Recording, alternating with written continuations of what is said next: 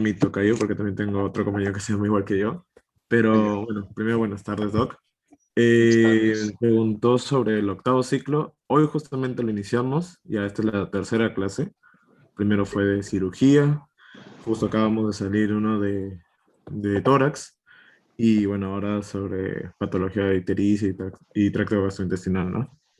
En sí, hemos tenido un mes aproximadamente, donde llevamos un curso de como de semio o algo así, tratando de aprender un poco o recordar. Y recién hoy hemos iniciado en sí el octavo ciclo.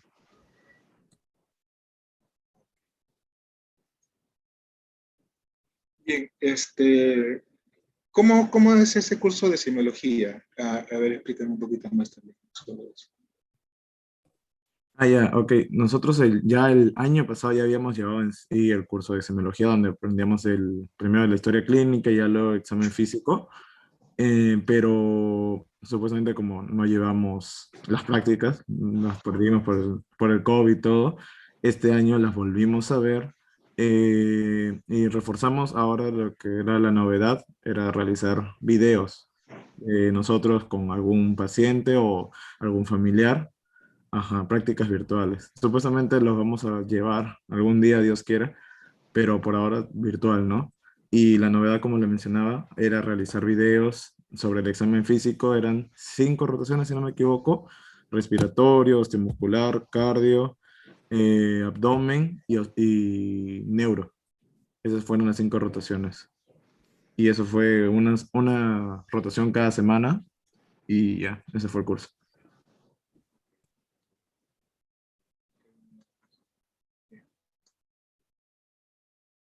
Quiero saber qué están viendo en sus pantallas. La diapositiva, doctor. Dice patología, ¿no? Patología terapéutica. Así es.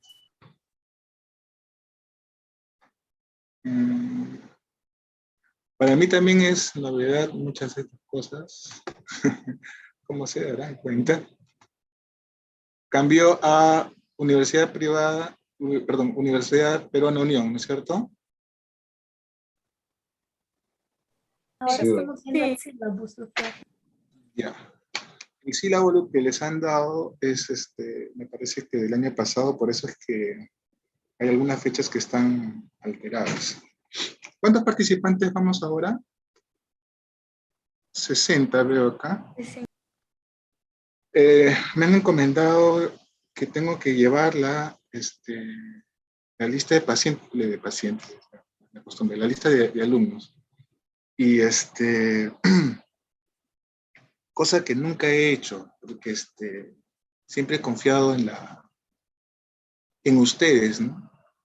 Así de que nunca he tomado lista en lo que son las clases, ni cuando ha sido presenciales, pero ahora me están pidiendo que entregue la lista de alumnos. Entonces, yo tengo aquí, de acuerdo a lo que me han mandado de la lista de alumnos, a ver, 74 alumnos, que son los matriculados. ¿Ha habido algún cambio con respecto a ello? por ahora no, doctor. Quizá Ok. están ingresando, teniendo problemas para ingresar en el PADMUS. Ujú. Sí, Eso yo se... también supongo que hay problemas porque el año pasado había compañeros que, por ejemplo, se podían unir desde su celular y eso dificultaba en alguna manera la interacción. Entonces, para no hacerlo tedioso y estar llamando a lista 70 personas, vamos a ir tomando lista de a pocos durante las clases. Así que voy a llamar a algunos, me van diciendo. Aguilar Rojas, ¿sí? Doctor, si a usted le parece bien, Sí, dime. podríamos realizar un Google Forms, un formulario, y enviarlo por este chat para que los que como están presentes acá lo van a ver, Ajá, coloque su nombre y de por sí se haga una lista. ya. A ver, entonces, ¿eso se hace desde dónde? Eso lo hacemos el grupo de delegados. Ok, Enviamos el link entonces y de eso no me preocupo. ajá, Muy y bien, al fin de la clave yo le envío. ¿Te parece ok, bien? entonces me parece Excelente. Okay. Y lo que sí, en cualquier momento quisiera la participación de ustedes. Voy a tener en cuenta el chat o, o lo que sean las participaciones de ustedes a través de voz, ¿no? Así de que si desean me interrumpen y podemos conversar, no hay ningún problema. Si tienen alguna duda, les voy a dar también mi teléfono y tienen mi correo electrónico para ver si es que podemos resolver esa duda también. Entonces ya tenemos algunos aspectos. Ah, esto de acá son objetivos que me he trazado yo. Perdón un momento.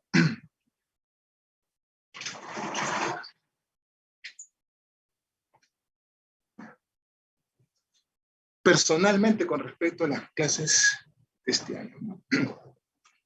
Entonces, con ustedes que son mis futuros colegas, tengo la responsabilidad de contribuir en su formación como profesionales, futuros profesionales médicos que van a ser, y contribuir tanto en su desempeño académico como en su formación ética. Exponer los conocimientos necesarios para el diagnóstico y tratamiento de las enfermedades digestivas, siempre pensando en los diagnósticos de mayor prevalencia e importancia. Estimular a ustedes la posibilidad de que alguno de repente se coja la especialidad y en sus diferentes subespecialidades. La gastroenterología es una especialidad amplia con una serie de subespecialidades, ¿no? Como es ahora modernamente las diferentes especialidades médicas abarcan subespecialidades. Entonces tenemos médicos gastroenterólogos que se dedican de forma general a la gastroenterología, como es mi caso, gastroenterología y hepatología, y hay médicos pues que se dedican exclusivamente a hacer de repente hepatología, hacer cierto tipo de procedimientos médicos, endoscópicos, etc. Y por último, de repente es un objetivo compartido, obtener la nota probatoria en el 100% de los alumnos. Eso para mí sería excelente. El hospital en que trabajo es el hospital de Vitarte. Ven que es un hospital viejito, que tiene, digamos, pequeño, aparentemente pequeño. Es un hospital de nivel 2, donde las posibilidades de resolución son intermedias, ¿no? Entonces, este hospital ahora actualmente está, desde el año pasado, abocado principalmente a lo que es el tratamiento del COVID. Nosotros hemos suspendido las labores en la especialidad del año pasado. Se suspendió en realidad de casi todas las especialidades. Y en gastroenterología hemos reiniciado las actividades en diciembre.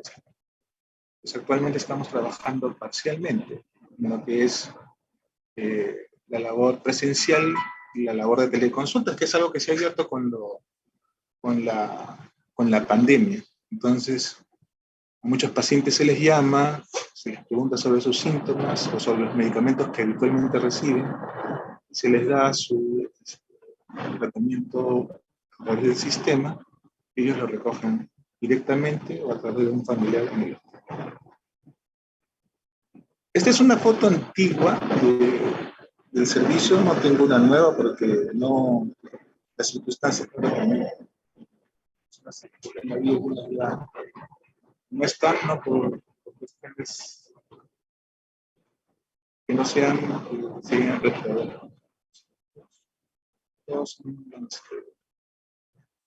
son el médico y la enfermería. Y ese es el área donde desarrollamos lo que es los procedimientos en eso. Eso es básicamente la introducción que les venía a traer. Ahora vamos a ver el primer tema.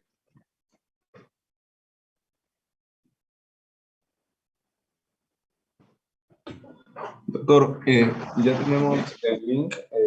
Diga usted cuánto tiempo lo dejamos abierto para que puedan colocar su nombre en el formulario. ¿Cuánto tiempo cree usted que debe estar abierto? Hasta las 5:30 me parece que está bien. Ok, hasta las 5:30.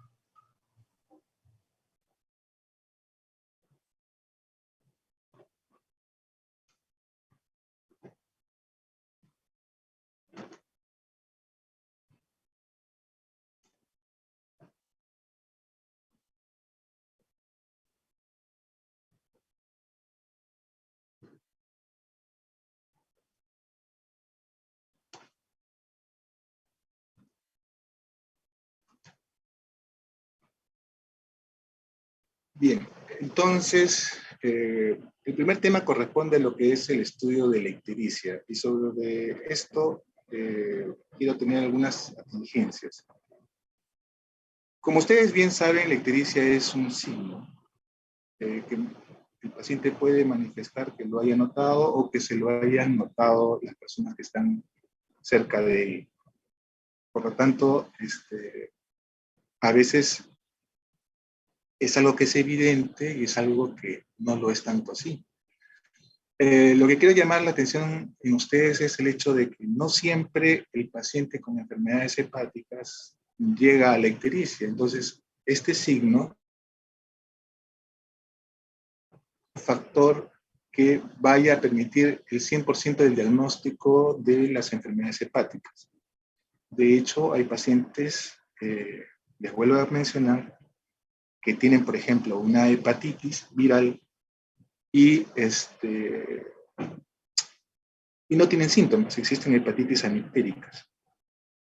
Entonces, el hecho de que haya este signo es un aviso, una forma de poder hacer una disquisición de que existe una enfermedad hepática, una aproximación, pero que no siempre se presenta en todos los pacientes. Ese es su primer punto.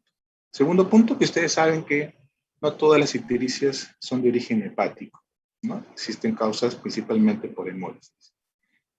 Otras causas que se pueden presentar son por problemas de daño hepatocelular o por problemas obstructivos de la vía biliar o por defectos enzimáticos, tal como ustedes deben haberlo revisado en sus clases de bioquímica. La ictericia es evidente cuando la bilirrubina sobrepasa los 3 miligramos o los 2.5 miligramos por decilitro. Entonces, existen elevaciones de la bilirrubina que tampoco son evidentes, o sea, pueden haber elevaciones de bilirrubina y hiperbilirrubinemias que no son evidentes clínicamente. Los temas que vamos a revisar ahora es sobre la semiología, algo de metabolismo, algo de anatomía y fisiopatología. Pero el caso clínico, eso es algo que quedó el año pasado, vamos a obviarlo por cuestiones de tiempo. Y vamos a tomar esto más de los casos clínicos en las sesiones de práctica. En cuanto a la ictericia, ustedes saben muy bien, es este signo en el cual hay una coloración amarillenta que se nota principalmente en piel y mucosas. Las zonas donde principalmente se nota esta ictericia es la zona de las escleras de los ojos y en las mucosas, principalmente en la mucosa sublingual o del paladar. Como decíamos, para que pueda ser evidente la ictericia, esta debe ser en el contexto de una persona que tenga la bilirrubina total excediendo los valores de 2.5 a 3 miligramos por decilitro. Pero ¿cuál es el valor normal de la bilirrubina? De la bilirrubina total es de 1.1 miligramos por decilitro. Significa que pueden haber hiperbilirrubinemias que no dan ictericia. Ahora, los componentes de la bilirrubina los tenemos en dos fracciones. Una que es la bilirrubina indirecta y otra que es la directa. Como sabemos, la bilirrubina es una molécula que proviene de la descomposición principalmente del grupo M. Inicialmente, el componente que se va a generar es la bilirrubina llamada indirecta o no conjugada, que el hígado va a transformar en bilirrubina directa o conjugada a través de la adición de moléculas de glucurónido a esta bilirrubina. Significa que o esto ocurre porque el hígado es un órgano que va a permitir la excreción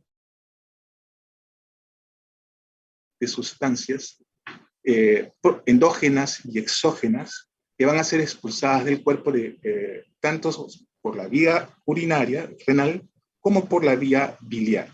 Entonces, cuando hablamos de excreción de sustancias a través del hígado, esto lo va a poder hacer primeramente por reacciones químicas que van a permitir que estas sustancias puedan ser convertidas de no polares a polares. Eso pueden ser por diferentes tipos de reacciones químicas. Y estas sustancias que se forman, nuevas, se van a excretar tanto por vía biliar como por vía renal a través de la orina. En el caso de la bilirrubina, como saben, la principal vía de excreción va a ser biliar. Entonces, se necesita esa transformación de bilirrubina no conjugada a conjugada por las reacciones de conjugación a través de moléculas de glucurónido, formando monoglucurónidos o diglucurónidos de bilirrubina. Hasta aquí, todo esto ustedes ya lo saben, pero no sé si tienen alguna duda o pregunta. ¿Estamos bien con el sonido? ¿Estamos bien con la imagen? Sí, doctor. ¿Correcto? ¿Y quién no? ¿Alguien no? Doctor, no sé si es mi conexión o la suya, pero un poco a veces se entrecorta. ¿Alguien más? Sí, también a mí, doctor. doctor. Sí, un poco. ¿Eso es en todos, entonces? De repente es problema de mi conexión. Tendría que acercarme más al router.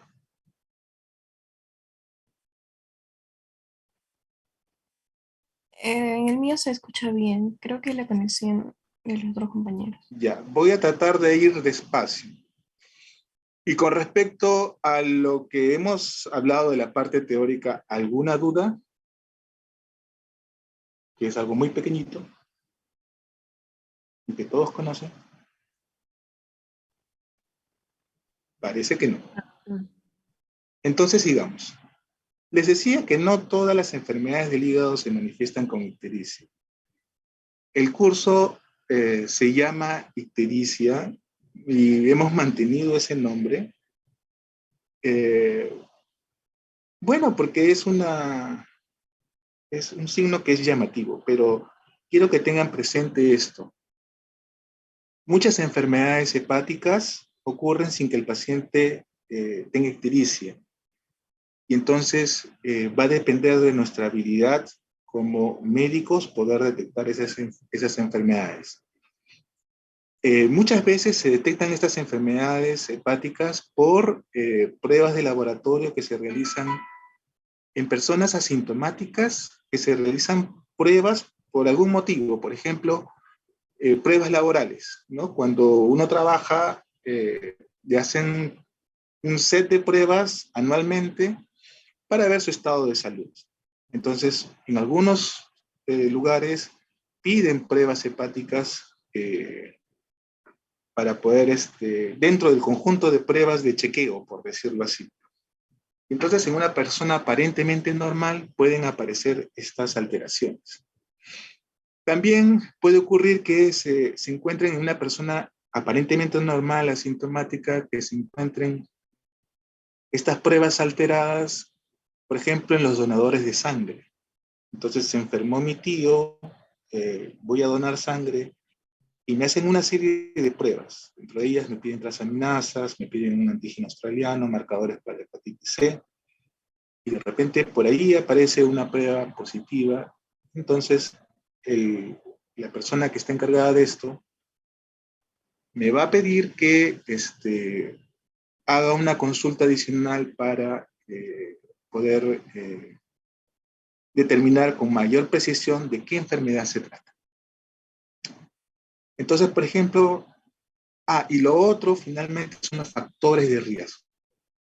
Si yo tengo una persona que va a una consulta por X motivos, pero yo sé más o menos los factores de riesgo de las enfermedades, y en mi anamnesis yo determino que hay factores de riesgo para enfermedad hepática, entonces tengo la obligación de pedir las pruebas respectivas para poder determinar si existe.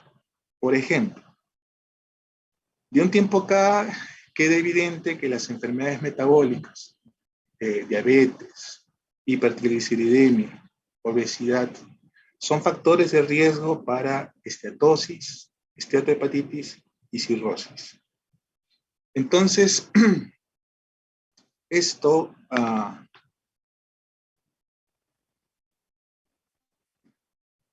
quiero dibujar,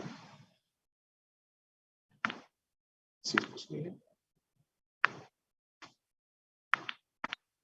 No es posible dibujar.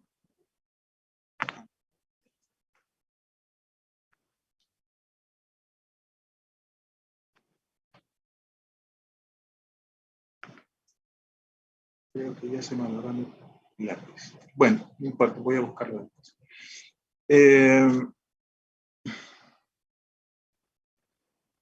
Entonces, en una persona obesa que hace una consulta por X motivos, también, por ejemplo, o una persona que de repente vemos que consume alcohol, o alguien que usa drogas, o de repente en el familiar de alguien que tiene enfermedades hepáticas que pueden ser heredables, o el familiar de alguien que tiene una hepatitis viral tipo B. Entonces, el esposo, la persona que tiene un factor de riesgo por contacto sexual, entonces pedimos las pruebas respectivas. El ejemplo es de una persona obesa que se va a hacer una banda gástrica y se somete a una serie de pruebas, y entonces encontramos que el borde, en una ecografía, tiene el borde del hígado irregular, de tamaño pequeño, y esta persona que no tenía ictericia, ni aparentemente síntomas ni signos de enfermedad hepática, resulta que tiene cirrosis. Entonces puede ocurrir que hayan pacientes que lleguen a una enfermedad terminal como la cirrosis, terminal no digámoslo así, sino avanzada, una enfermedad hepática avanzada como la cirrosis, sin que se haya manifestado aún todavía mucha signología clínica. Obviamente que con el tiempo la signología se va a ir presentando cada vez con mayor intensidad y con mayor número de síntomas y signos. Un ratito, por favor.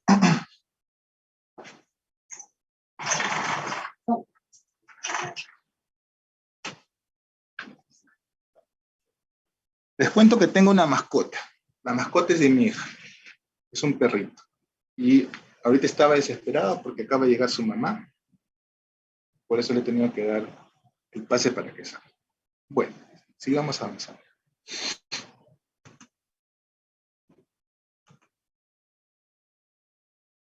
¿Cómo vamos?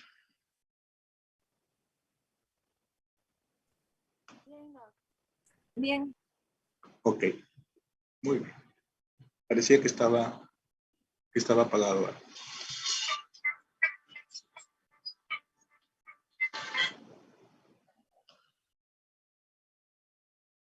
Entonces, el estudio del paciente ictérico como el estudio del paciente con enfermedades hepáticas en general empieza por la clínica general, ¿no?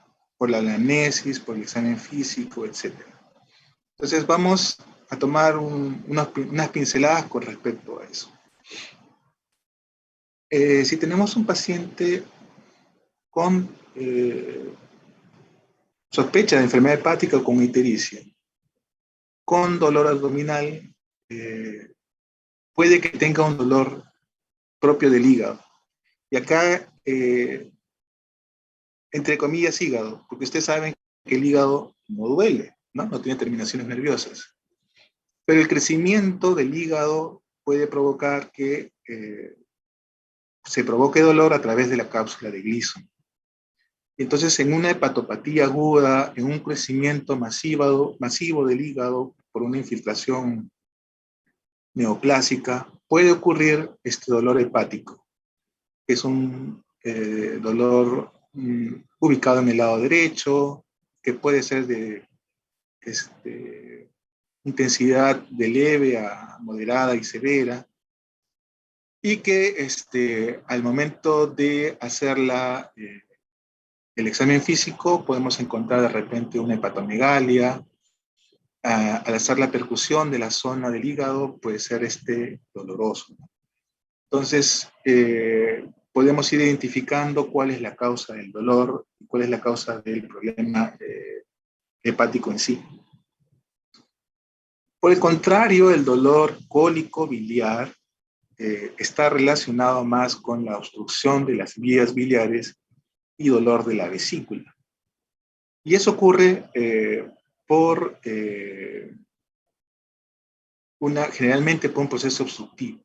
Como ustedes saben, este tipo de dolores ocurre después de la ingestión de grasas, ¿no? Ocurre generalmente así, y tiene la característica de que puede tener una irradiación hacia el lado derecho, hacia el hipocondrio derecho, hacia la espalda, o inclusive hacia el hombro. En el examen físico, cuando estamos hablando de un proceso de un problema de la vesícula, en el caso del cólico biliar podríamos encontrar un signo de Murphy. Pero si estamos hablando de un problema obstructivo de la vía biliar, encontraríamos una vesícula aumentada de tamaño y que no es dolorosa. Ese es el signo de Courvoisier. Entonces, ¿qué es lo que pasa generalmente allí? Hay un proceso obstructivo de la vía biliar que hace que se dilate la vesícula, pero sin que la vesícula esté inflamada. Se dilata la vesícula y se dilata la vía biliar. Ese proceso obstructivo, por lo tanto, debería estar en el colédoco, generalmente en el colédoco distal. Esto puede ser por un tumor de vías biliares, por ejemplo, o un tumor de páncreas. Entonces, si identificamos un signo de Courvoisier, podría ser el problema, ¿no? Siempre a tratar de diferenciarlo de una hepatomegalia dolorosa. Habíamos hablado de la evaluación del tamaño del hígado.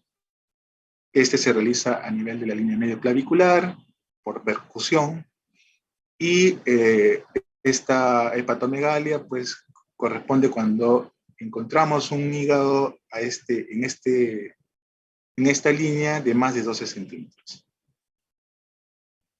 La pérdida de peso asociada a estos síntomas podría estarnos haciendo suponer que el proceso que llevó a la ictericia sea una neoplasia de vías biliares o una neoplasia del páncreas, ¿no? Entonces son tips, son cosas que tendríamos que ver en un paciente con ictericia.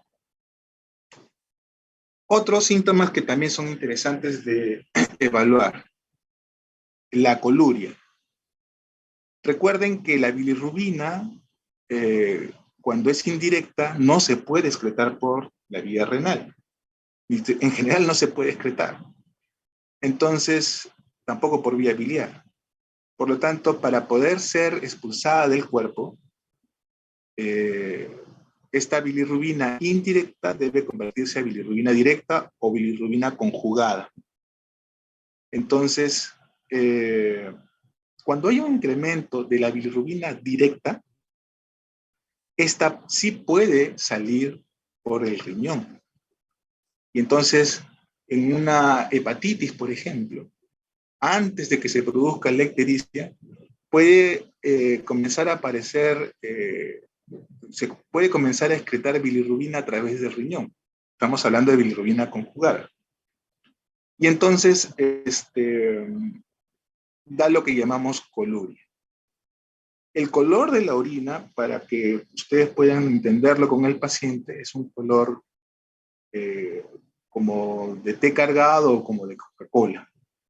¿Ya? Y es una orina que deja una mancha amarillenta en la ropa interior bastante característica. Entonces, la pregunta del paciente es si el color de su orina ha cambiado y si este color es del aspecto de una Coca-Cola o de un té cargado.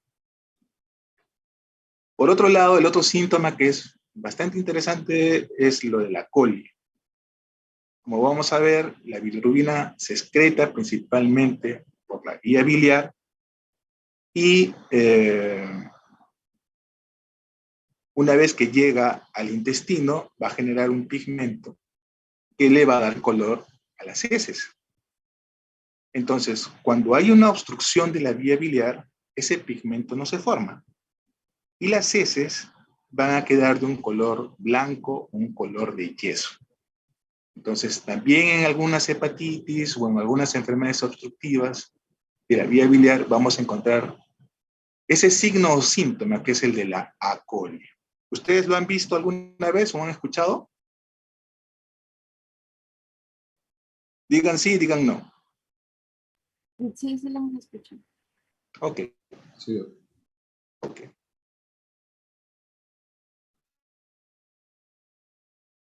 Otros síntomas que tenemos que tener en cuenta pues, son la presencia de santelasmas. Las santelasmas son placas amarillentas que se forman principalmente en la parte interna de los ojos.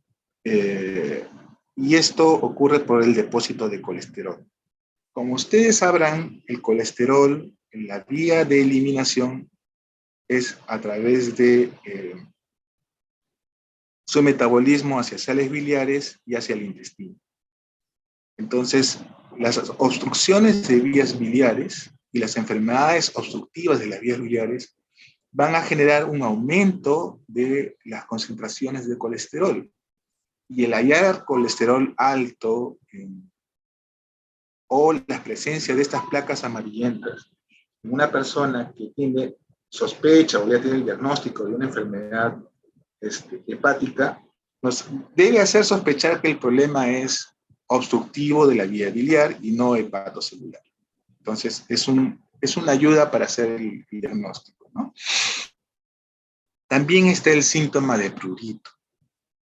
El prurito definido es esa sensación de disconfort que se calma cuando uno se rasca. Esa es la forma más sencilla de poder explicarlo, saber de qué se trata. Se ha determinado que las vías nerviosas que conducen al prurito son las mismas vías nerviosas que producen el dolor. Las fibras amilínicas, nerviosas amilínicas de tipo C. Y la causa del prurito en las enfermedades hepáticas se ha asociado con un aumento de la concentración de sales biliares como hipótesis, pero también se sospecha de que haya un aumento de opioides endógenos. Sea como sea, el prurito, en el contexto de una ictericia o de signos de una alteración en el hígado, nos orienta a pensar en una enfermedad obstructiva de la vía biliar. Eso se llama colestasis. Cuando hay obstrucción de la vía biliar o cuando hay obstrucción del flujo de bilis, eso se llama colestasis. Y por último, tenemos algo que debemos buscar en un paciente agudo o crónico con respecto a las complicaciones que se pueden presentar en una enfermedad hepática. Tanto en las formas agudas de enfermedades hepáticas como en las formas crónicas, la encefalopatía es algo que debemos de buscar. Cualquiera de ustedes, ¿cómo hacemos el diagnóstico de encefalopatía?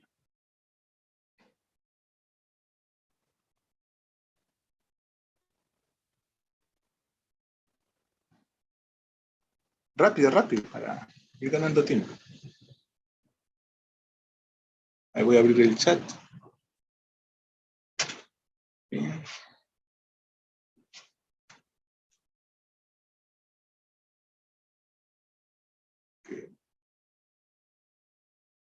Caroline, por favor, ¿me puedes hablar sobre la encefalopatía? ¿Cómo la demuestras?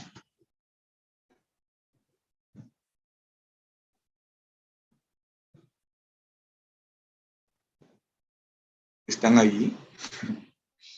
Díganme que sí.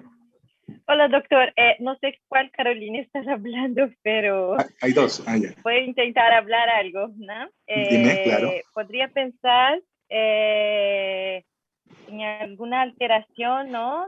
Del estado mental de la persona, como que no reconoce el día, no sabe su nombre, o entonces puede tener algún tipo de signo focal. Sería una debilidad, entonces en un brazo, algo así. Muy bien. Excelente. ¿Saben qué? Yo quiero que participen porque sí podemos aclarar algunos conceptos. Cuando estamos hablando de un signo focal, entonces estamos hablando de un problema focal neurológico. ¿Ok?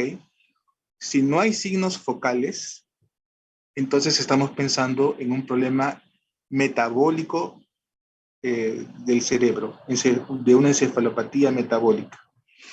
Por ejemplo, si tenemos un coma producto de una hipoglicemia, no van a haber focalizaciones.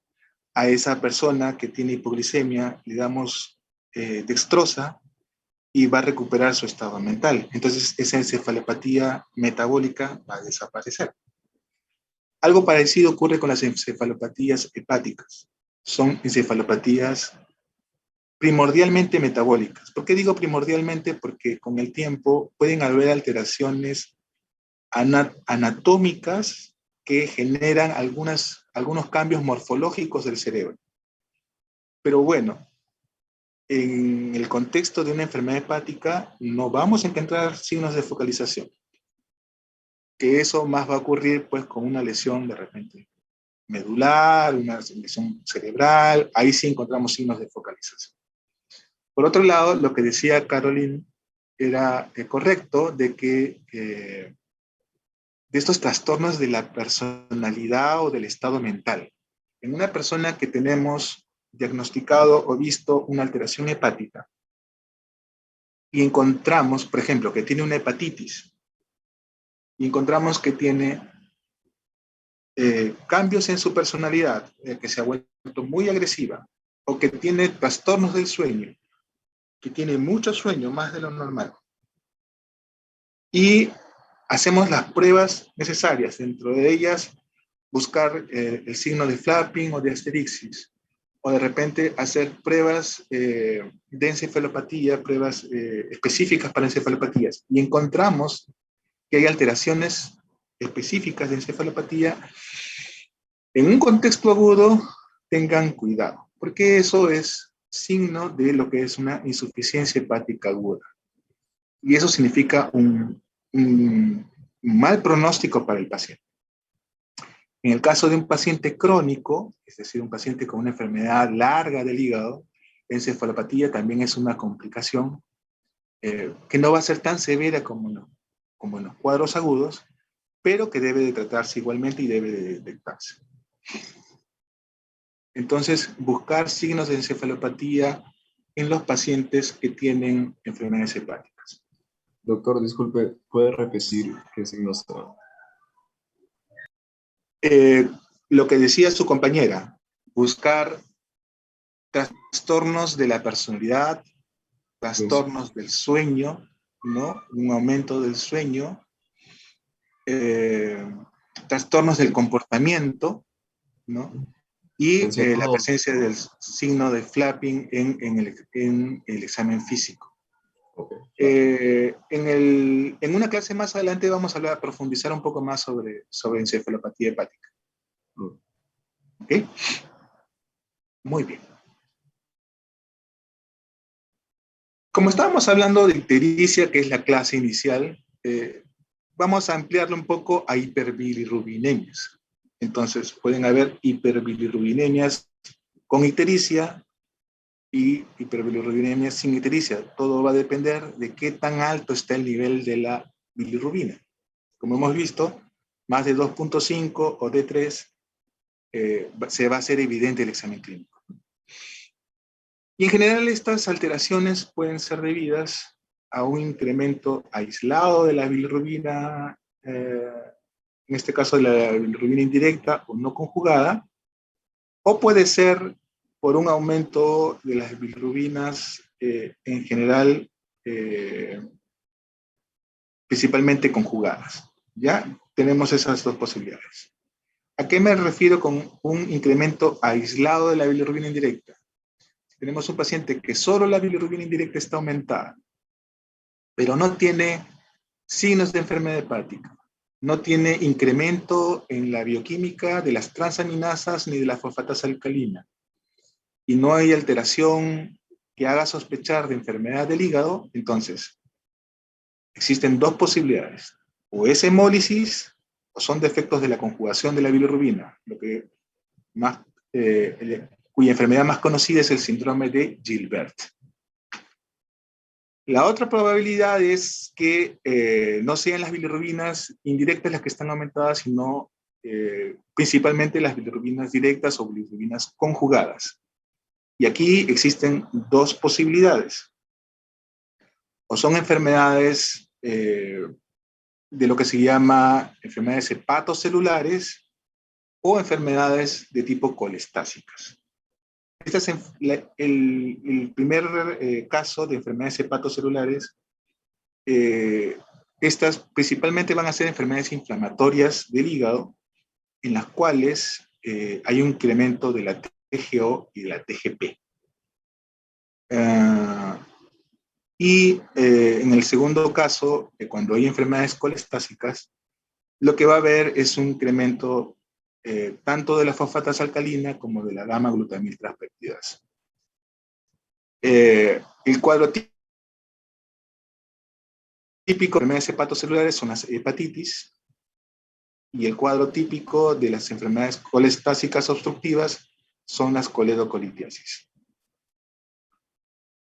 No confundir colelitiasis con coledocolitiasis. Colelitiasis es cuando el cálculo está acá en la vesícula, y coledocolitiasis es cuando el cálculo está acá, como en el circulito de acá, en la vía biliar, obstruyendo la vía biliar. Cuando obstruye la vía biliar, esto va directo al drenaje del hígado y va a generar un aumento de la bilirrubina directa.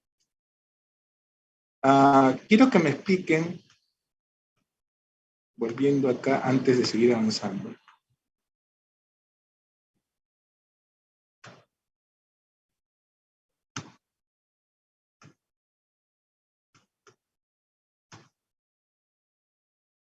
Cualquiera de los que está presentes diga yo.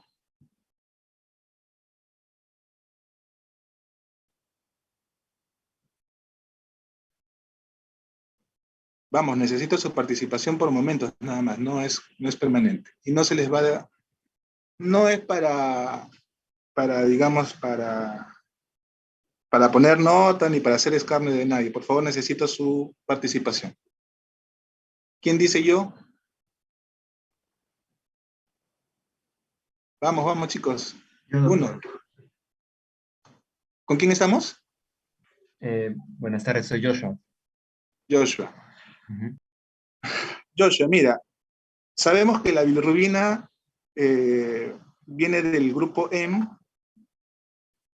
se convierte el grupo M en bilirrubina indirecta, y luego en el hígado se convierte en bilirrubina directa. Y vemos que en sangre los valores normales de bilirrubina son menos de 1.1 las totales, y la bilirrubina indirecta es de 0.8 y la directa de 0.3. Lo que quiero saber es, ¿de dónde salió esa bilirrubina directa si el hígado convierte la indirecta en directa y de ahí va la bilis?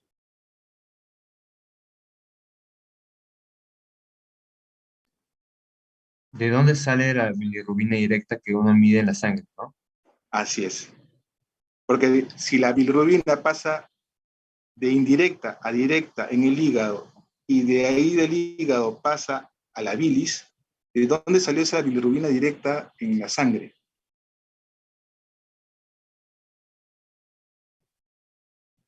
Por simple deducción lógica, dime. Mm, es porque hay un Estamos hablando de una porcentaje, ¿no? persona normal, por si acaso. Sí, es porque existe un porcentaje, ¿no? De bilirrubina directa, si mal no recuerdo, que se excreta, y otro de esa misma bilirrubina que es eh, reabsorbida, si no me equivoco, en el tracto gastrointestinal. Claro, porque no toda la bilirrubina que se convierte de indirecta a directa pasa a excretarse directamente a la vía biliar. Parte de esa bilirrubina pasa a la sangre y luego se volverá a captar por el hepatocito y en algún momento será excretada. ¿Ya? Entonces, no es que sea un paso secuencial y único, que toda la bilirrubina que se convirtió en directa va directamente hacia la vía biliar. Parte de eso va hacia el sinusoide. Entonces, eso nos va a explicar por qué en muchos casos tenemos bilirrubina directa alta en sangre, como vamos a ver más adelante.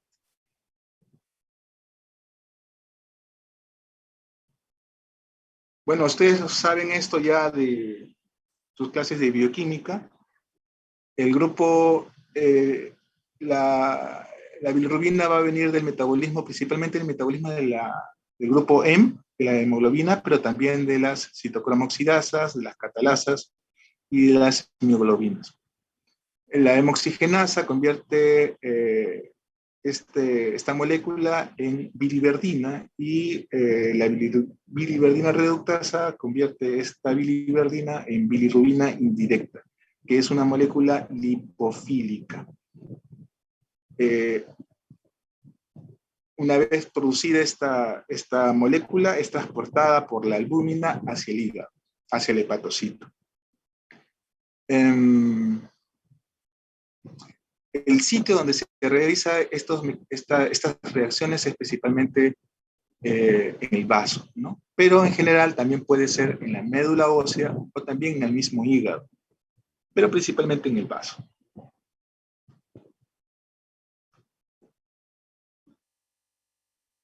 Entonces, una vez que la albúmina se ha unido o la bilirrubina se ha unido con la bilirrubina indirecta con la albúmina del vaso, pongamos que eso ocurrió en el vaso, eso va a pasar hacia la vena porta y a través de la vena porta va a llegar hacia el hepatocito. En el hepatocito tiene que ser captada por una molécula. Y dentro de del hepatocito va a ocurrir un transporte y finalmente va a ocurrir una transformación que es la adición de moléculas. Perdón un momento.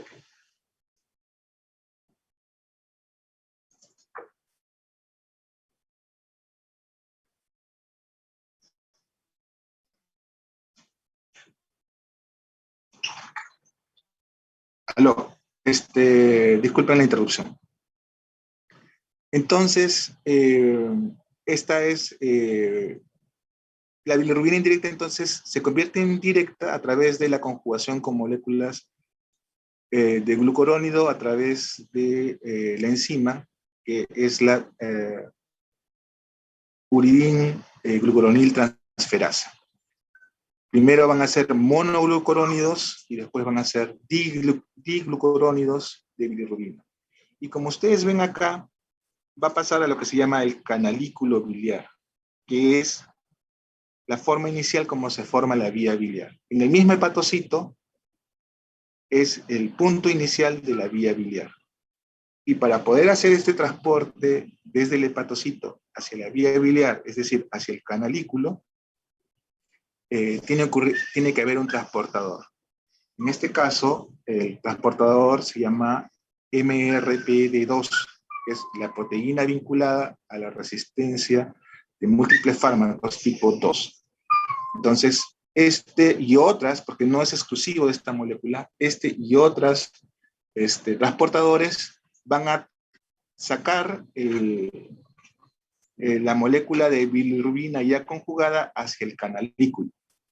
Pero una porción de esta bilirrubina ya conjugada, como decíamos, va a volver o va a refluir hacia la sangre, hacia el sinusoide, y es la fracción que vamos a ver en las pruebas de laboratorio de bilirrubina conjugada, ¿no? Es lo que encontramos en sangre.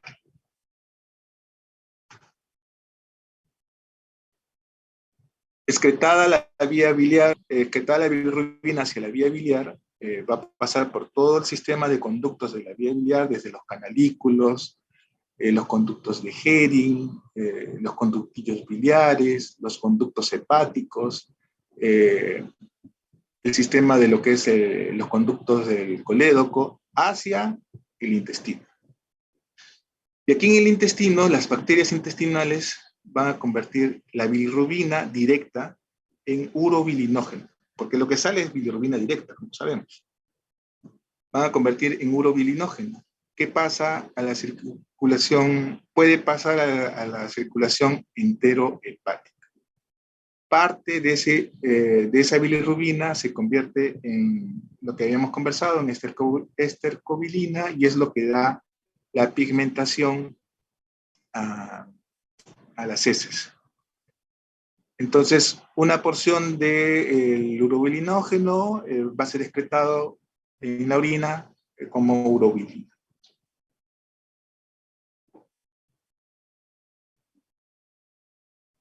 Entonces, para hacer como una especie de repaso anatómico, la principal vía o el principal órgano de destrucción de glóbulos rojos es el vaso.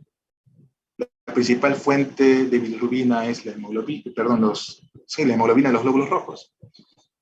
El sistema porta va a llevar la sangre hacia el hígado, y en el hígado, a través del sistema porta, se va a ir generando ramificaciones que van a llegar hasta la parte celular. Entonces, ¿quién me dice lo que está al lado? Hay una estructura al lado del número 1. ¿Cómo se llama esa estructura?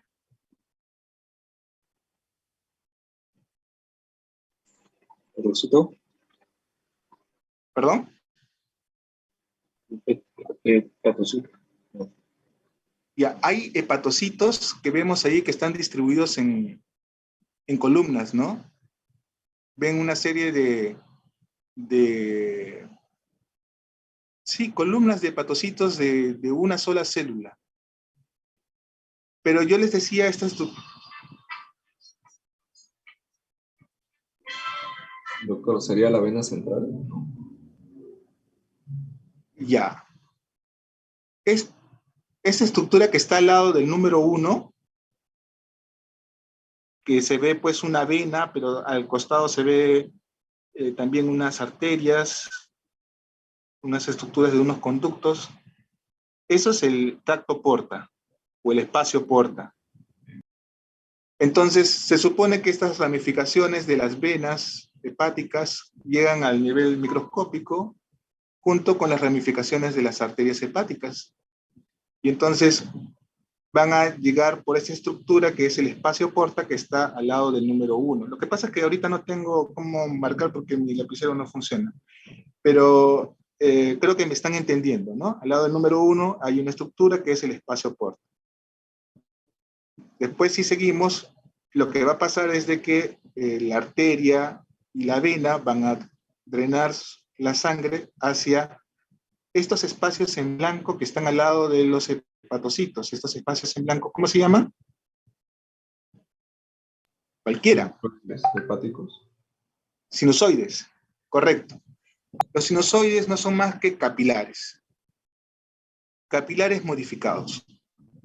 Entonces, los hepatocitos se distribuyen en filas o en columnas de una o dos células alrededor de estos vasos que son los sinusoides. Y finalmente van a terminar en una vena central del lóbulo hepático. Y entonces esto tiene una estructura, tiene unas características que vamos a ir definiendo más adelante. Estos números 1, 2 y 3 son las zonas que corresponden a estos hepatocitos. La sangre que está en el punto, en los hepatocitos cerca al espacio porta, va a ser lo que se llama zona 1. Y como están más cerca de la zona donde llegan la arteria y la vena y las vénulas hepáticas, entonces tiene mayor contenido de oxígeno. Entonces estos son los que van a recibir sangre con mayor contenido de oxígeno. Obviamente que al pasar la sangre hacia la vénula hepática, la vénula central, perdón, la vénula central porta, o del lobulillo, el contenido de oxígeno en esta zona va a ser menor. Pero ¿dónde están los canalículos? ¿Se pueden ver?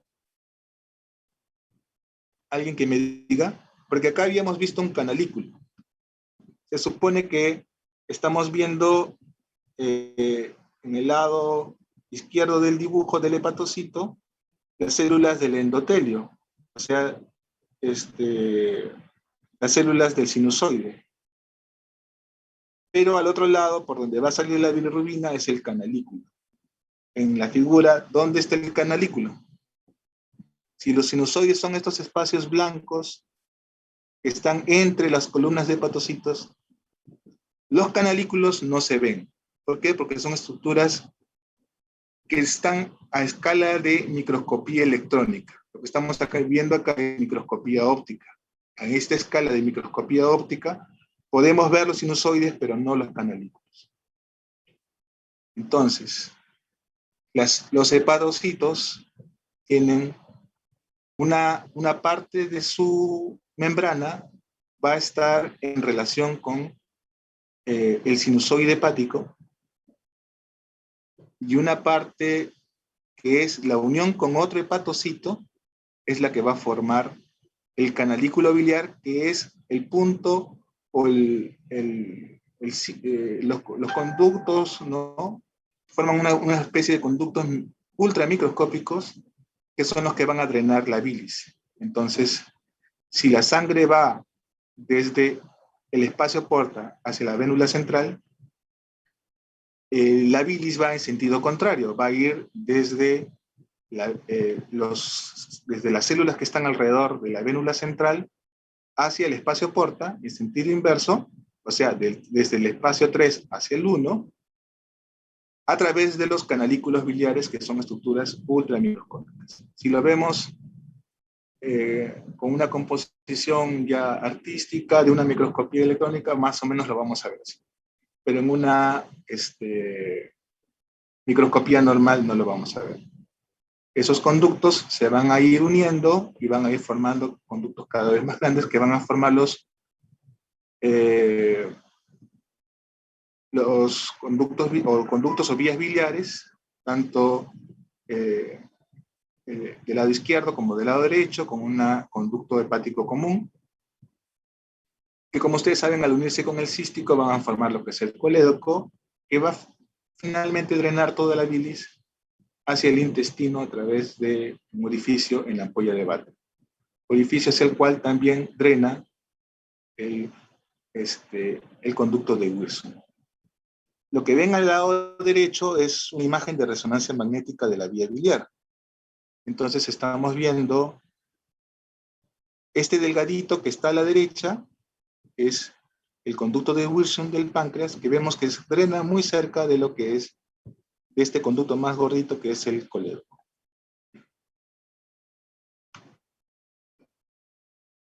Entonces, para poder hacer una disquisición diagnóstica de lo que es la ictericia y lo que son las enfermedades hepáticas, necesitamos inicialmente ver un enfoque clínico del paciente, ver la anamnesis, ver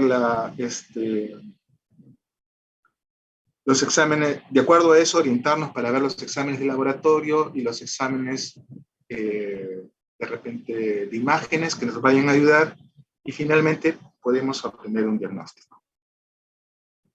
Entonces, podemos encuadrar a estos grupos de enfermedades en hiperbilirrubinemias no conjugadas, aisladas, en las cuales no hay daño parenquimal ni obstrucción de vías biliares, en las cuales las enzimas hepáticas son normales, y podemos distinguir dos grupos: la hemólisis, los trastornos de conjugación de la bilirrubina. En la hemólisis, la bilirrubina total no excede los 4 miligramos por decilitro. Hay un aumento de los reticulocitos en respuesta a esta destrucción de glóbulos rojos, aumentan los reticulocitos en sangre. Disminuye la aptoglobina, hay un aumento de la urobilina, y a consecuencia de el aumento de la bilirrubina que se va a excretar por la vía biliar, se van a formar cálculos en la vesícula. Esto es en el caso de la hemólisis. Y en los casos de trastornos de la conjugación de la bilirrubina, vamos a tener principalmente el síndrome de Gilbert, el síndrome de Klinger-Najar, y puede haber también una alteración de las enzimas inducida por medicamentos, principalmente gentamicina, rifampicina, indinavir y clonafenicol. Pueden haber hiperbilirrubinemias conjugadas sin daño parenquimal ni obstrucción biliar, en las cuales las enzimas hepáticas son normales. Estos son el síndrome de Dubin-Johnson y el síndrome de Rotor.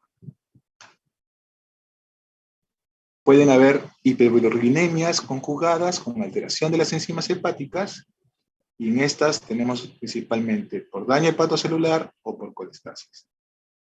Las que son por daño hepatocelular aumentan, perdón, acá tenía que ser una de estas TGP, aumentan TG y TGP, ocurren por daño de la membrana celular o por necrosis. Estos aumentos ocurren por esto, y afectan principalmente la excreción de bilirrubinas, y por eso les decía que había que tener en cuenta aquello de lo de la bilirrubina conjugada en sangre, porque cuando hay un proceso inflamatorio del hígado, un daño hepatocelular, por ejemplo en una hepatitis,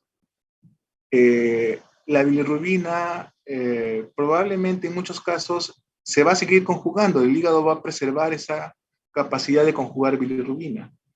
Entonces, lo que se va a dañar en estos pacientes es probablemente la excreción de esa bilirrubina, no toda se excreta hacia el canalículo, y por lo tanto comienza a aumentar la bilirrubina conjugada en sangre, y por eso es que tenemos hepatitis en las cuales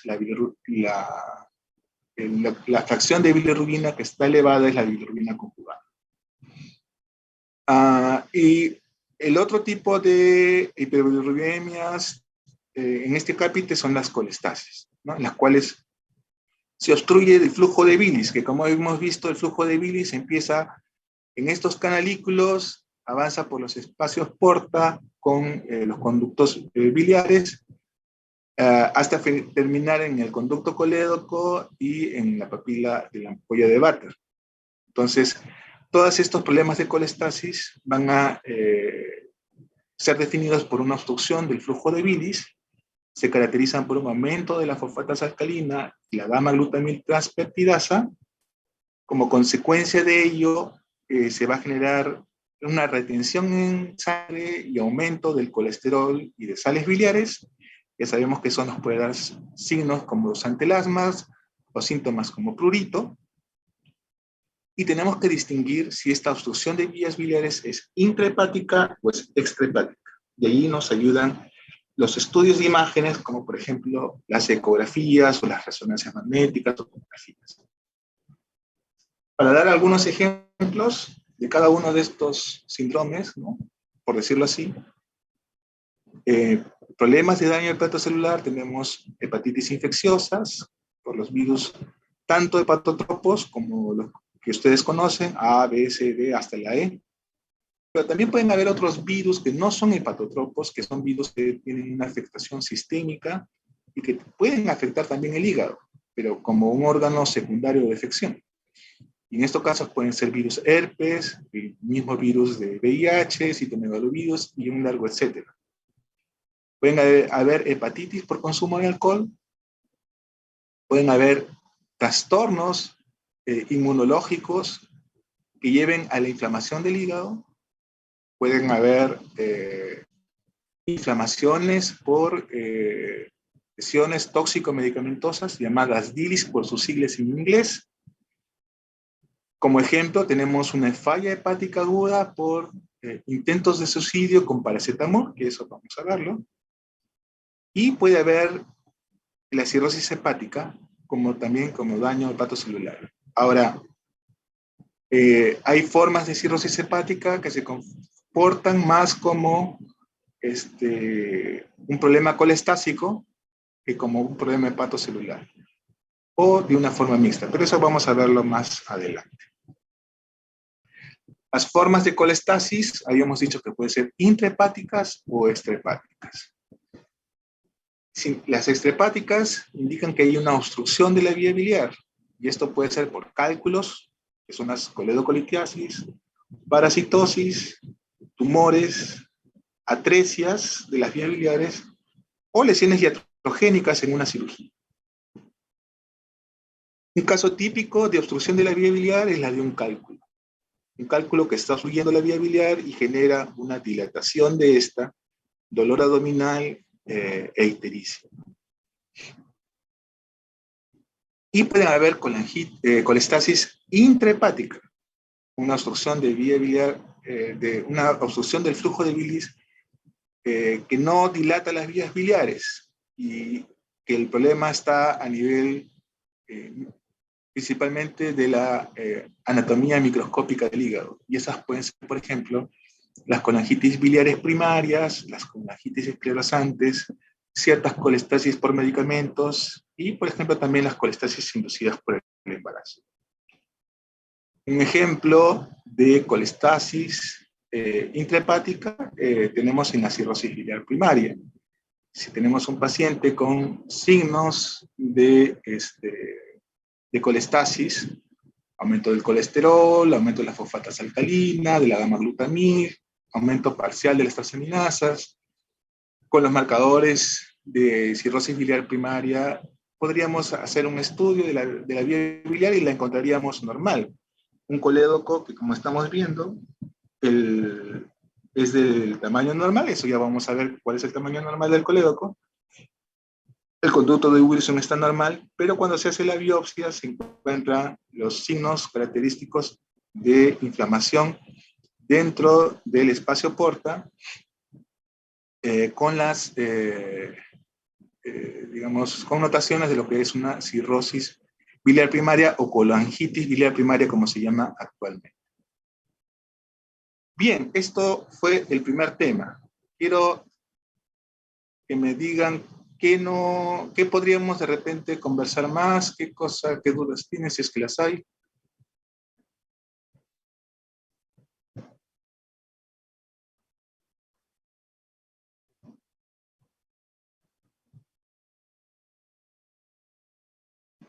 ¿Aló? Doctor, Sí, estoy escuchando. ¿qué tal? La imagen que tenemos a nuestra izquierda, ¿cuál sería? Es una biopsia viendo un espacio porta.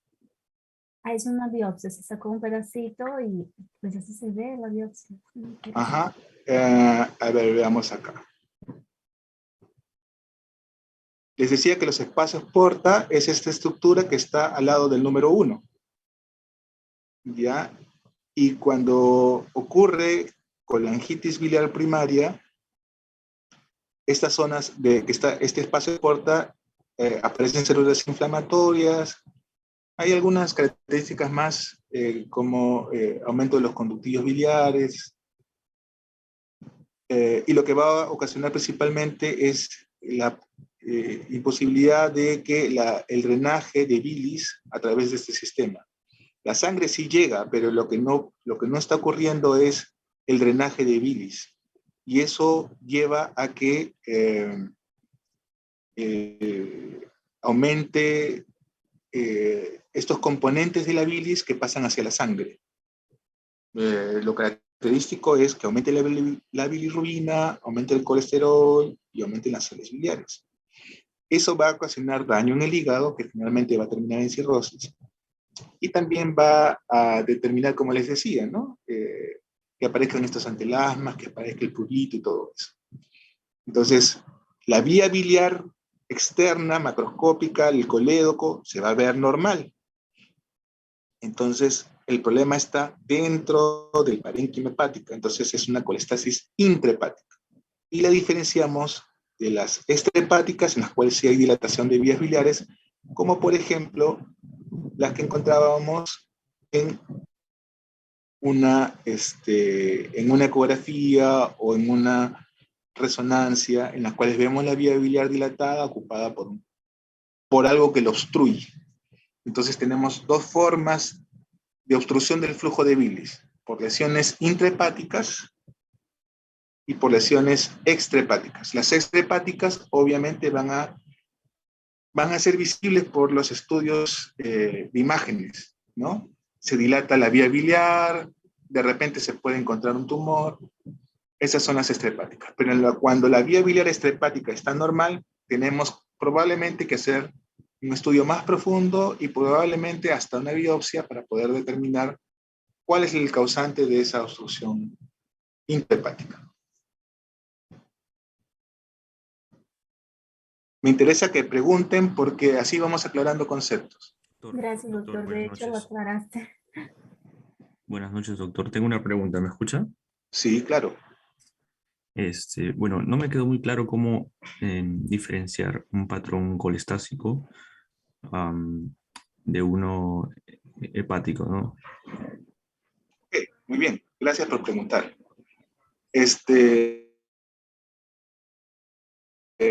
Principalmente se elevan TGO y TGP. Ya les dije que esto acá está mal. Ya, sí lo podía. TGO y TGP, principalmente. Y en los problemas colestásicos, los que están elevados principalmente es fosfatasa alcalina y gamma-glutamiltransferosidasa. Eso es, digamos, lo más básico. Ahora, no siempre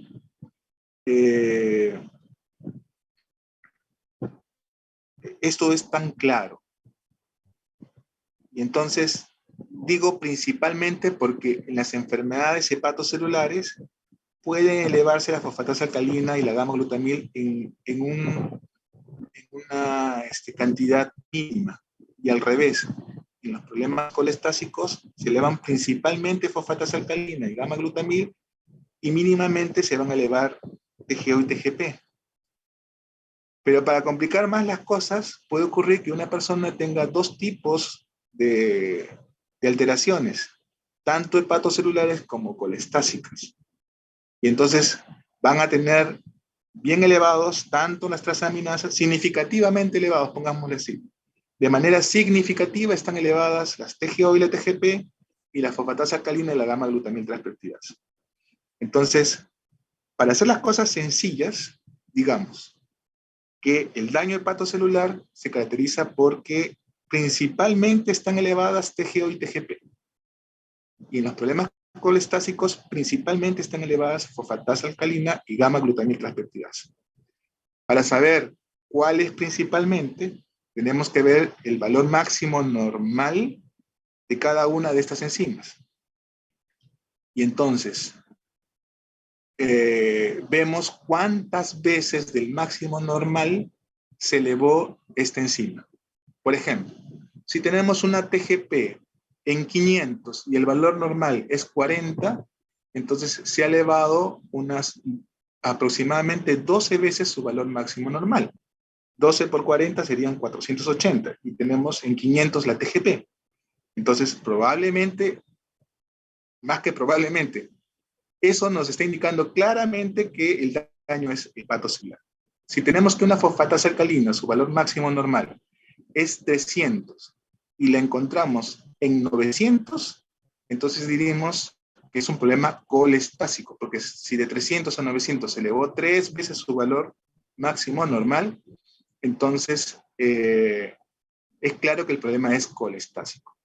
Pero a veces las cosas no son tan claras, entonces puede haber que de repente tenemos una TGP no en 500, sino en 150, una fosfatasa alcalina no en 900, sino en 400, 450. Entonces ahí queda un poco de duda a veces Y entonces tenemos que recurrir a unas formulitas que vamos a ver más adelante. Por otro lado, si tenemos TGP en 500 y fosfatasa alcalina en 900, claramente hay un trastorno mixto. Las dos cosas están pasando, tanto el problema hepatocelular como el problema colestásico. Entonces, nuevamente, para volver a lo más sencillo, TGO y TGP, si están principalmente elevadas, TGO y TGP, el problema es daño hepatocelular. Si la elevación es principalmente de fosfatasa alcalina y gamma-glutamiltranscriptidasa, el problema es colestásico. Excelente tu pregunta. Perdón, ¿quién me preguntó? Gracias, doctor. Nelson Sí. Matthews. ¿Perdón? Nelson Matthews. Nelson Matthews. ¿Y tu apellido cuál es? Matthews, mi apellido. Matthews, ya te tengo acá. Ya. Nelson Jair. Ok. Para ir poniendo. Ya, listo. Excelente. Doctor. ¿Alguien más tiene una duda? Porque Sí, lo doctor. más importante de las clases es aclarar las dudas, porque todo esto está en los libros. Ustedes los van a leer. Pero si de alguna manera les queda alguna duda, lo más importante de una clase es que podamos conversar y aclarar algún concepto. Sí, escuché a alguien. Yo, doctor, quería preguntar si es que en la hepatopatía alcohólica, para una cirrosis alcohólica, hay una diferencia en el nivel de enzimas, tanto crónica, bueno, en aguda o diferente de crónica, porque había escuchado que en la crónica los niveles de estas transaminasas ya no son tan elevadas. ¿Esto es cierto o quizá escuché mal y me estoy... Entonces, ahorita estamos hablando de cosas básicas. Y entonces, una de las cosas básicas que tenemos que orientar tu pregunta, ¿qué cosa es agudo y qué cosa es crónico? Las enfermedades hepáticas agudas, cuando estamos hablando de trastornos hepatocelulares, estamos hablando de menos de 6 meses. Y las enfermedades crónicas, estamos hablando de 6 meses, de más de 6 meses. Los problemas del hígado, como vamos a ver más adelante, de las alteraciones hepáticas por alcohol, van a depender del tiempo de consumo y del nivel de consumo.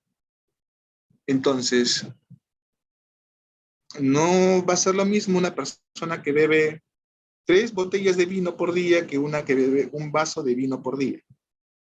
Entonces, ese es un punto. Generalmente las hepatitis alcohólicas ocurren en personas que han tenido, para responder a lo que tú me has dicho, y eso lo vamos a ver. Hay un ítem que se llama hepatitis alcohólica. Y la hepatitis alcohólica ocurre en una persona que es un bebedor crónico de alcohol, que bebe alcohol por mucho tiempo, y que tiene en esa ingesta que lleva la hepatitis alcohólica, tiene una gran ingesta y súbitamente se alteran los parámetros. Principalmente hay leucocitosis, puede haber ictericia porque se elevan las bilirrubinas y se eleva la fosfatasa alcalina también, con algunas características más. Pero eso es lo que pasa en un alcohólico. El consumidor agudo, por lo general, no hace tanta reacción hepática, salvo que pues estuviera consumiendo de repente alcohol metílico o alguna cosa más agregada, como drogas, qué sé yo.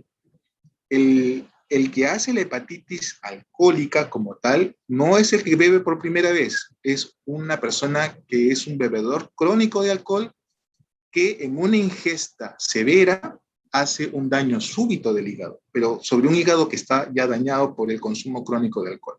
Entonces, más que en la parte inicial del consumo de alcohol, es con el tiempo que puede llegar a una hepatitis alcohólica. Interesante tu pregunta.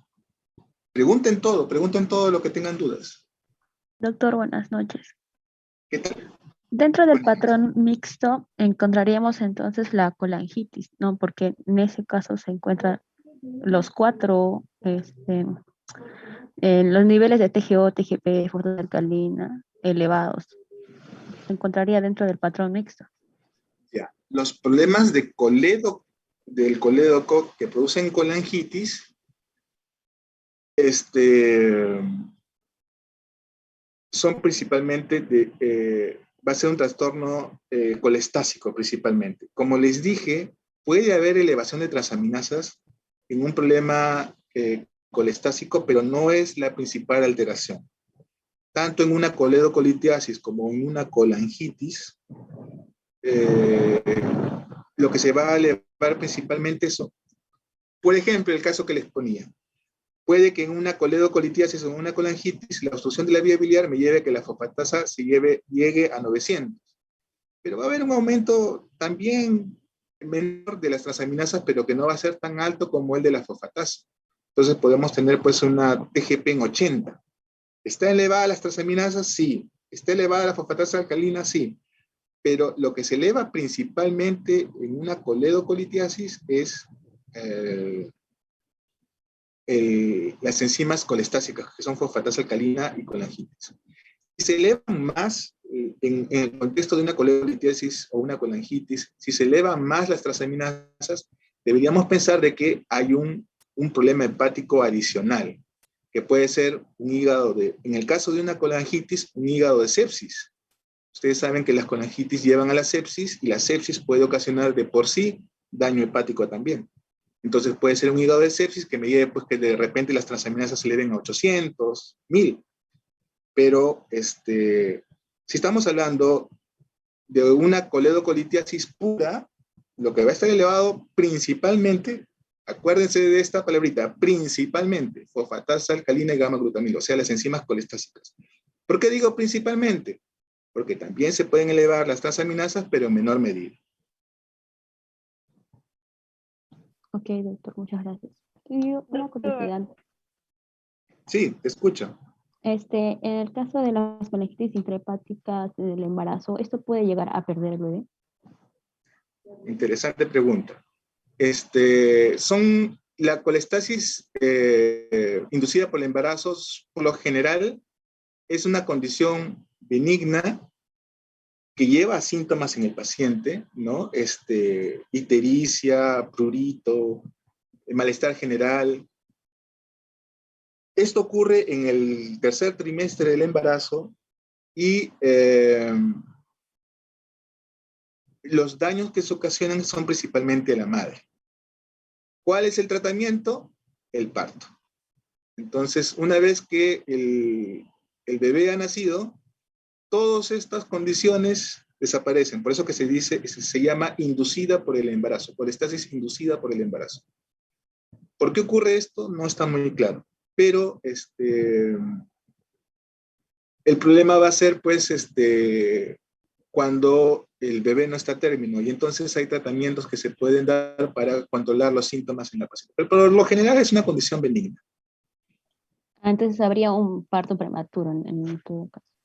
No, no es que provoque un parto prematuro, sino de que para evitar las molestias o los síntomas o las complicaciones de la colestasis, lo que se hace es esperar el parto o adelantar el parto lo que se pueda para controlar el problema de la colestasis. Una vez que ha ocurrido el parto, la colestasis desaparece. Ok, gracias, doctor. Doctor, una pregunta. Dentro del patrón colestásico, quería saber si el aumento tanto de la fosfatasa alcalina como de la GGTP sería distinto o sería igual entre los trastornos que son intrahepáticos y extrahepáticos. No los vas a poder diferenciar intrahepático o extrahepático a través de enzimas. Tienes que hacer estudios de imágenes para poder saber. Y el estudio de imagen que tenemos más a la mano, más sencillo, es la ecografía. Y en la ecografía lo que vamos a buscar es principalmente dilatación de vías biliares. Entonces, en una persona que no es operada de la vesícula, el tamaño de la vía biliar máximo es de 7 milímetros. Y en una persona que ha sido operada de la vesícula, el tamaño máximo de la vía biliar es de 10 milímetros. Entonces, si tenemos una persona con obstrucción de vías biliares, o con un síndrome colestásico, y le hacemos una ecografía y encontramos dilatación de vías biliares, puede ocurrir de que la ecografía nos diga, dentro del colédoco veo un cálculo, y el ecografista lo va a poder determinar claramente. Pero eso no ocurre la mayoría de veces. La mayoría de veces lo que va a pasar es de que la ecografía nos va a decir simplemente hay dilatación de vías biliares y simplemente hay un proceso obstructivo de la vía biliar, probablemente, pero no sé cuál es la causa. Eso es lo más probable que va a suceder. Actualmente, la mejor forma de hacer un estudio de vía biliar es con una resonancia magnética, con un estudio que se llama colangioresonancia. Entonces, a través de ese estudio, podemos ver, y acá estaba la imagen, ¿no? Podemos ver, esa es una colangioresonancia de una paciente que se sospechaba de una coledocolitiasis y resultó ser normal. Le he juntado con esta de acá de la colangitis autoinmune para más o menos tener una idea de qué es lo que pasa. Pero bueno, en esa colangioresonancia lo que estamos viendo es el colédoco. Claramente se ve bien bonito, bien dibujado. Entonces, si hay un cálculo, se va a ver claramente. Como por ejemplo, acá en esta imagen, que esta no es una colangioresonancia, sino que es una CEPRE. Porque ustedes ven la vía biliar que tiene dentro una estructura oscura, ven la vía biliar dilatada, y al lado de la vía biliar ven una estructura tubular larga que es un endoscopio. Ustedes se dan cuenta cuál es el endoscopio, ¿no es cierto? Sí, doctor. ¿No es cierto? Y del endoscopio sale, si lo pueden ver bien, ¿la imagen está agrandada en sus pantallas? Sí, Doctor. Ya. Del endoscopio, de la punta, sale un tubito. ¿Ustedes ven el tubito? Sí, doctor. Una cánula. Esa cánula es insertada en la vía biliar y lo que hace esa cánula es poner contraste. Entonces, lo que estamos viendo aquí es la cánula con con un globo. Es aire. ¿Ya? Entonces, lo que se usa esto es para sacar los cálculos, ¿no? Se infla el globo y se comienza a limpiar como, a ver, como qué, a ver, como limpiar la parte interna de una manguera, ¿no? Una cosa así, no sé, como limpiar a alguien que haya hecho una limpieza de un sitio que es así estrecho, ¿no? Usan una pluma, usan algo. Bueno, la cuestión es poner el balón, digitarle al cálculo y jalarlo. Acá lo que han hecho es esta cánula, han inflado el balón y lo van a jalar, y ese balón que está inflado, que tiene más o menos el tamaño de ese colédoco, va a empujar al cálculo. El tamaño del endoscopio es de aproximadamente 13 milímetros, 1.3 centímetros. Y vemos que el colédoco, por comparación, tiene más o menos ese ancho. Entonces es una vía biliar dilatada, ¿no? Por comparación, más o menos podemos tener una medida del tamaño de la vía biliar.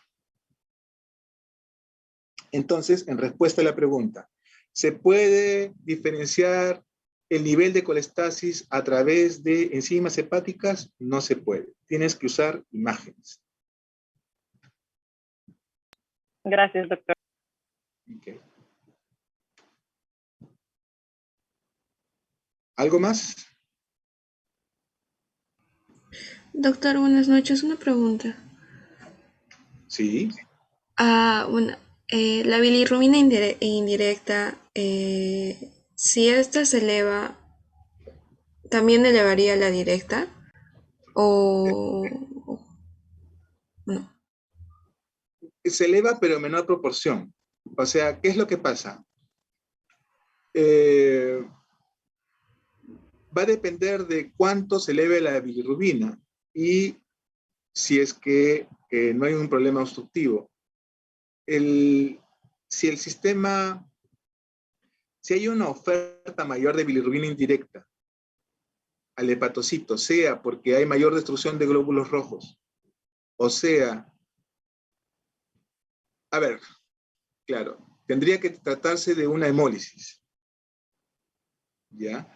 Si estamos hablando de una hemólisis, va a haber mayor oferta de bilirrubina y va a aumentarse la bilirrubina indirecta.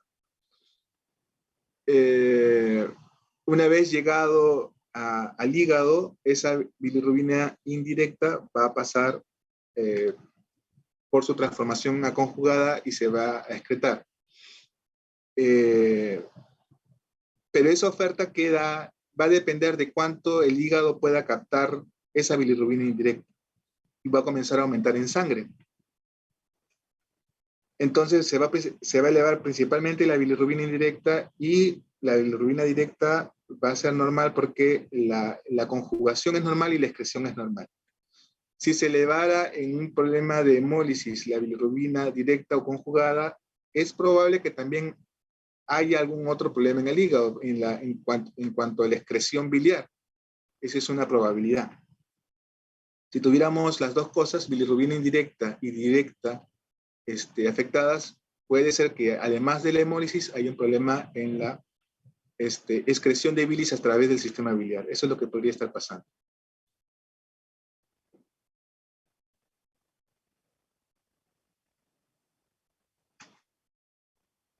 Bien. Si queda alguna duda más, la conversamos. ¿Cómo están? ¿Están cansados? ¿Están porque han tenido una clase anterior? ¿Están... ¿Quieren darse un paseo por la casa? Sí, doctor. Ya, ok. Muy bien, entonces